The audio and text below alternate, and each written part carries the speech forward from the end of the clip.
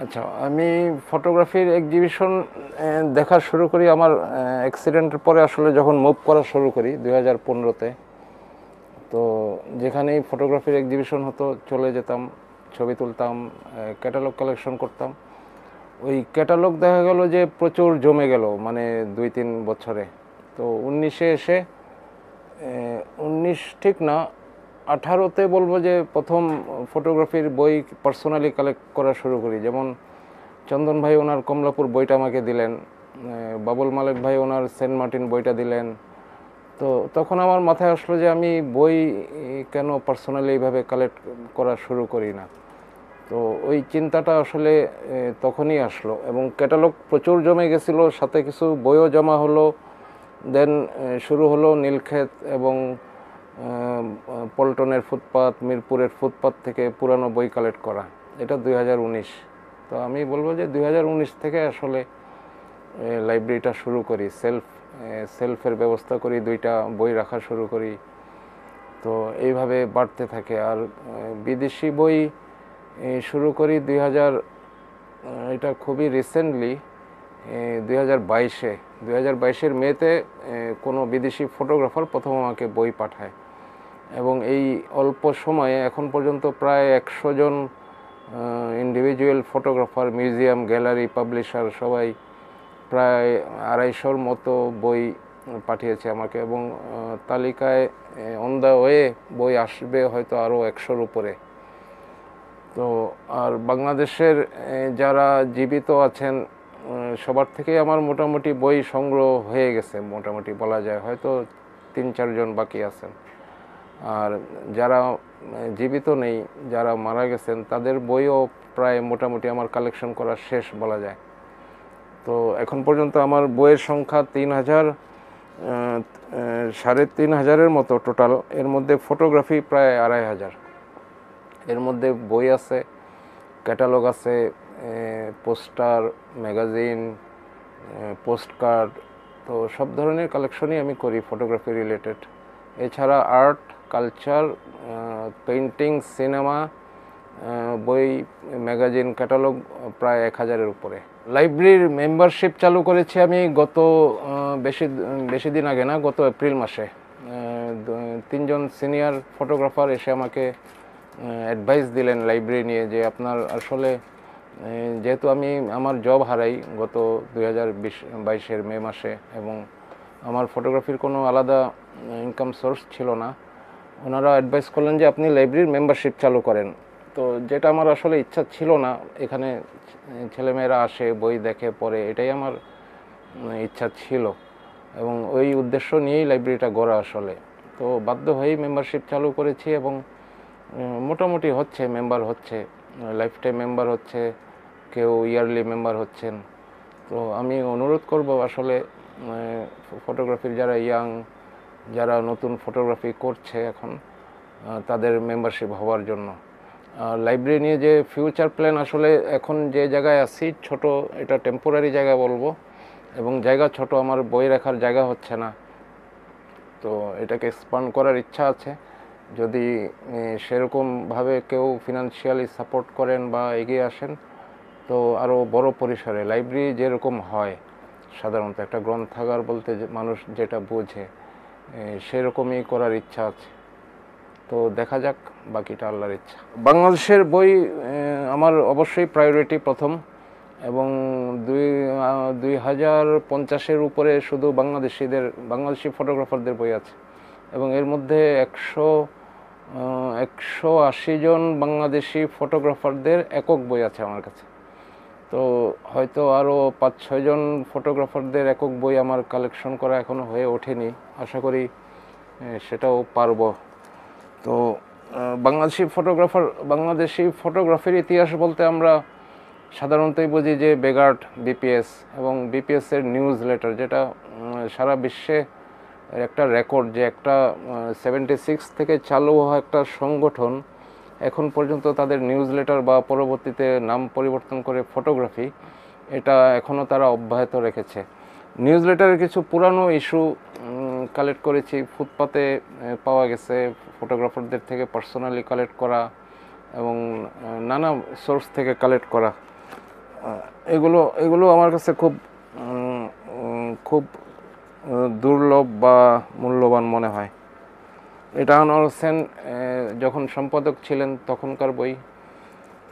এটা কিছু ক্যাটালগ আছে আনোয়ার ভাইয়ের পার্সোনাল কালেকশন থেকে। ইরফান ভাই আমাকে দিয়েছিলেন এগুলো, সরি ইনসান ভাই। এটা আনোয়ার ভাইয়ের একটা ক্যাটালগের ছবি, আনোয়ার ভাই সম্পাদক থাকাকালীন একটা নিউজ লেটারের ছবি, কভারে আনোয়ার হোসেনের ছবি। এটা 70s বই। এটা আমি অ্যামাজন থেকে সংগ্রহ করেছি। আনোয়ার হোসেনের ইন্টারন্যাশনালি প্রশংসিত পাওয়া প্রথম বিখ্যাত বই ওমেন, এটাও আমার অ্যামাজন থেকে কালেক্ট করা, বাংলাদেশে কোথাও পাইনি খুঁজে। ফ্যামিলি অফ ম্যান বিশ্বের সবচেয়ে বিখ্যাত ফটোগ্রাফির বই বলা হয় যেটাকে, এবং বিশ্বের সবচেয়ে বিখ্যাত ফটোগ্রাফির এক্সিবিশন, সেটির ক্যাটালগ। এটি 1955-এর ফার্স্ট এডিশন। আমি অ্যামাজন থেকে কিনলেও খুব অবাক কাণ্ড যে আমি যখন বইটা খুললাম দেখলাম যে ভিতরে আনোয়ার ভাইয়ের 94 সালে অটোগ্রাফ দেওয়া, বইটি কাউকে গিফট করেছিলেন উনি।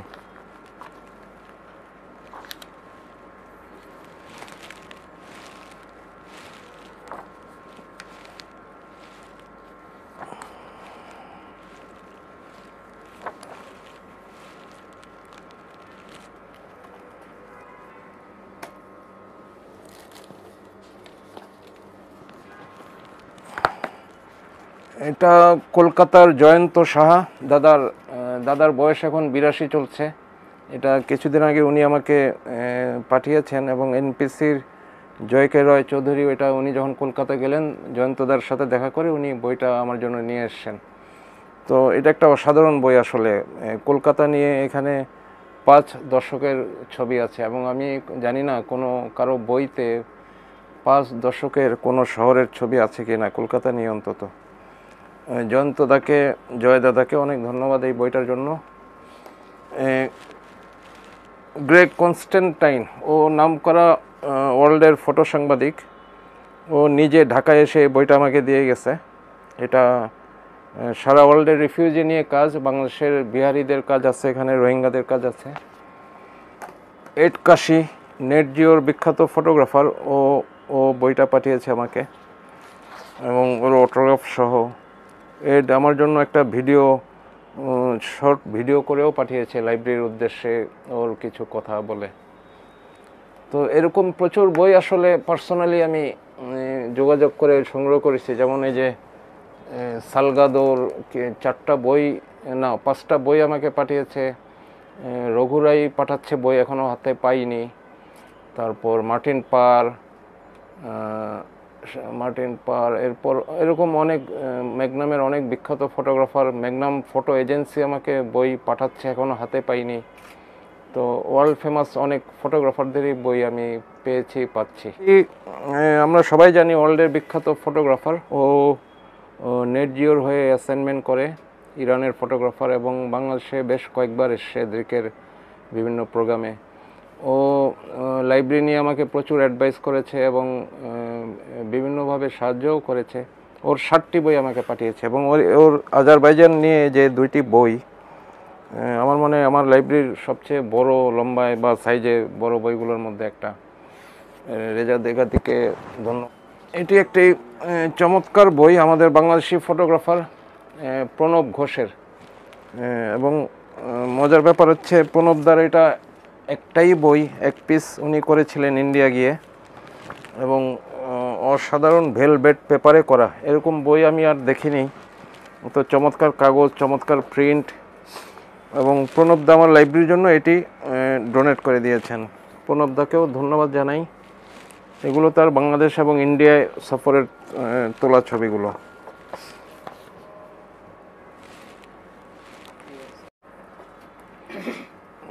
বইগুলো এখন যেভাবে প্রিজার্ভ করছি আসলে এটা ঠিক সঠিক লাইব্রেরিতে যেভাবে বই প্রিজার্ভ করা হয় সেভাবে হয়তো হচ্ছে না, বাট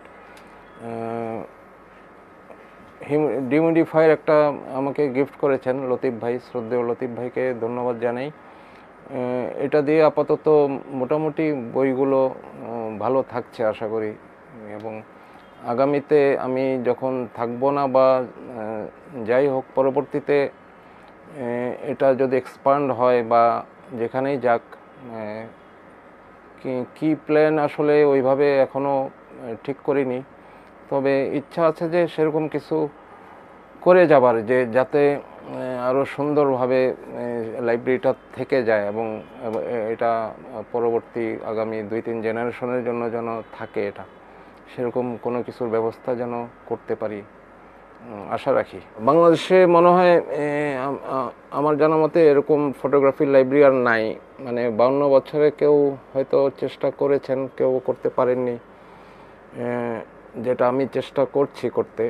এবং এর পেছনে যাদের অবদান আমি নাম বলবো না, নাম বলতে গেলে অনেক লম্বা হবে। অনেকের প্রচুর অবদান বা সাহায্য সহযোগিতা আছে, দেশের বিদেশের। বাংলাদেশ লাইব্রেরি করার যে উদ্দেশ্যটা ছিল যে ইয়াং জেনারেশনদের জন্য, তাদের প্রতি, তাদের ফটোগ্রাফির বইয়ের প্রতি আগ্রহ জন্মানো এবং ফটোগ্রাফারদের, বিশেষ করে আমাদের বাংলাদেশের লিজেন্ডারি ফটোগ্রাফারদের বই এবং তাদের কাজ দেখানো, যেটা আমার মূল উদ্দেশ্য ছিল। এবং সেটা হচ্ছে, ছেলেমেয়েরা আসে, আমি চেষ্টা করি বাংলাদেশি ফটোগ্রাফারদের বই তাদের আগে দেখাতে, নওয়াজেশ আহমেদ, আমানুল হক, আনোয়ার হোসেনদের চেনাতে।